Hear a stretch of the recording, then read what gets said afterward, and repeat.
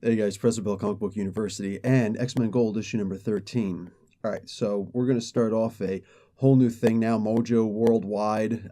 This is part one. It's going to be a crossing over into the other X comic books. All of them, I don't know, but several of them. Next week, it's going to be what you call the X-Men Blue. So we got Marc Guggenheim writing a pretty cool story here. It's the beginning of it, so it's hard to say if it's good, but it's pretty cool so far. I like the concept. I like that he was even set up before it even came to this issue, so we knew what was coming. A complaint that I have is Mike Mayhew, the artist. Listen, he's not bad. It's just, like, in fact, he's actually really good at absolutely most of this book. My biggest complaint is with Colossus. He's not very good with drawing Colossus. That being said, I'm going to move on from there. I now understand exactly why the previous artist started drawing Colossus. He's got his metal form back, but he doesn't have the belted osmium steel anymore. So, okay, I get it. But yeah, he kind of looks more like Glass Man than anything else right now.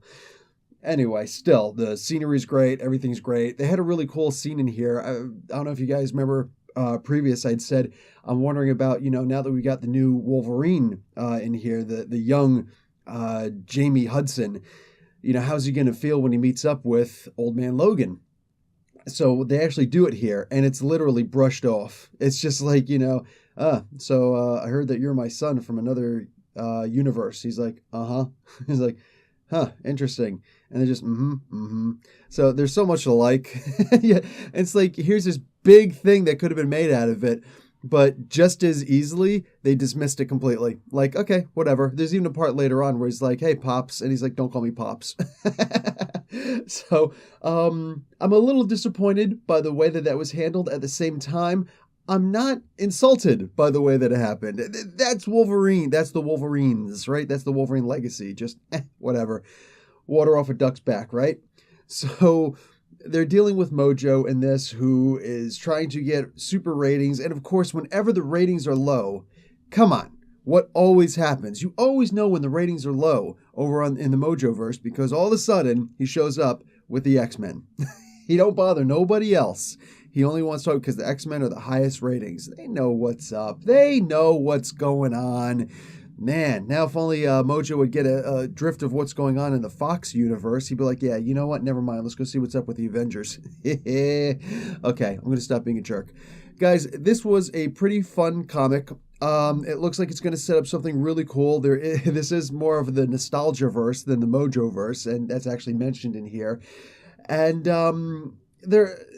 shoot, you know what? I actually do have to make another complaint about Mike Mayhew, the artist. There are a lot of scenes in here that don't mesh well with the words that Marc Guggenheim is writing, because there are several times when Kitty Pryde is making a call to action and the X-Men look frozen. There are several scenes where I could have sworn to Jack Kirby above that somehow they all got frozen in time. Maybe some of them got frozen in time. Maybe only these two got frozen in time. Like, they look totally frozen in time. They look like just, okay, guys, let's go move. And then there's like the ... like the sentence trails off. And it's like, wait, are they frozen? Like, can they move? Wait, Angel looks like he's in the same pose as he was in the last issue, just a little bit different. Is he slow mode? What's going on? So there were some issues with this. You can't overlook stuff like that. No, it just, come on. So, like I said, I'm still pretty satisfied with the comic. Could have been better. I'm going to give this a B. This is the lowest grade I've given an X-Men Gold issue so far. But at the same time, dude, it's a B. For the love of God, if you got a B on a test, you're not going to be pissed off unless you're one of those psycho people who's like, oh my God, I got to get an A on everything. Shut up, Topanga. Be satisfied, all right? And stop trying to get into this contest with Minkus. And if you guys know what those references are from, you're awesome. Anyway, guys, that's it for me. Professor Bill, Comic Book University. Class dismissed.